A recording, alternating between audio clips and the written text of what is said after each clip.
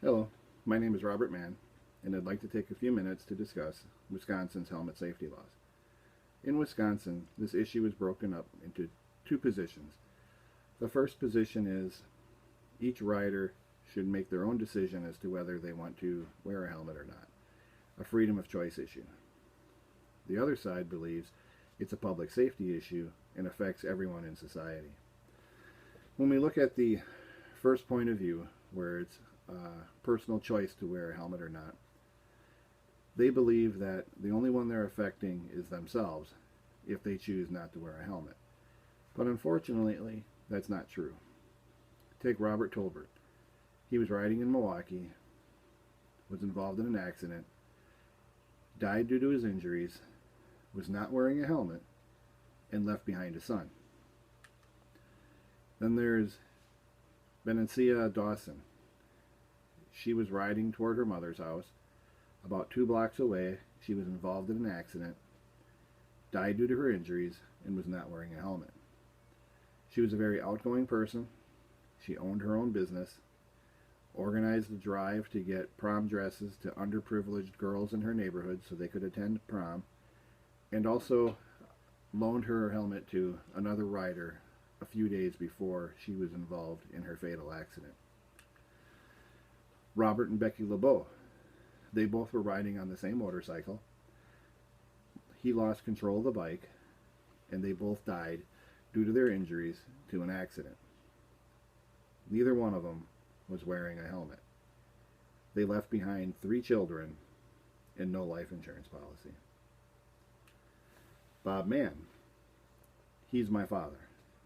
He was driving down 27th Street on his way to work when a car pulled out in front of him and struck him. He flew through the air, hit the concrete on his head and his shoulder. When they took him to the emergency room and removed his helmet, it was cracked, and they took gravel out of his shoulder and his leg, but he did survive. If he wouldn't have been wearing a helmet, I would be an only child. My 3 siblings would not have been born.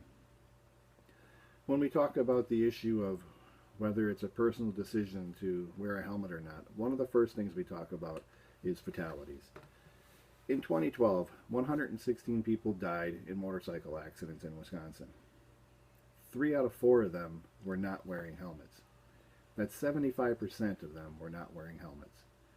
In 2011, 9 out of 10 of the fatalities in Wisconsin were not wearing helmets. To be exact, 91% of the fatalities in 2011, the individual was not wearing a helmet. Now, it's been proven if you wear a helmet, helmets reduce the risk of death by 37%. Helmets also reduce the risk of head injury by 69%. So when you look at the country as a whole, in 2013, 1,630 lives were saved. The CDC believes another 715 would have been saved if they had worn helmets. So overall, if you had mandatory helmet laws throughout the whole nation, that means all 50 states had mandatory helmet laws for every rider, 2,300 lives would have been saved in 2013. When we look at the overall costs to the decision not to wear a helmet, fatalities are, of course, the biggest one. The loss of a father, the loss of a mother, the loss of a child, the loss of a friend. Those are huge costs that society has to absorb. But there's also financial costs. In 2010, $16 billion was spent in direct costs, according to the Government Accounting Office, for motorcycle accidents. They believe $3 billion was saved due to helmet use. They believe another $1.4 billion would have been saved if every rider wore a helmet. So if mandatory helmet laws were out there, $4.4 billion would have been saved. That's $4.4 billion that could have been spent on schools, jobs, education, or just saved. It just wouldn't have been $4.4 billion spent because of the choice not to wear a helmet. Now, not everyone has this same belief or desire that everyone wear a helmet. ABATE is a motorcycle safety advocacy group that's been around since the 70s. They were one of the groups that got the original mandatory helmet law in Wisconsin rescinded. So now in Wisconsin, if you're under the age of 18, you have to wear a helmet. But if you're over the age of 18, you don't have to. Their motto is, let those who ride decide. Well, that's really too basic when you look at the whole situation as to who would bear the costs and who actually loses when someone decides not to wear a helmet. The advocates for highway and auto safety, they believe that society as a whole has a public safety concern when people aren't wearing helmets when they're riding motorcycles. Their motto is, let those who pay have a say. So when you look at who's going to be carrying the load, unhelmeted riders have substantially higher health care costs than riders who wear a helmet when they get into an accident. The insurance rates are also increased for all insured every time there is an accident involving someone not wearing a helmet when they have the accident.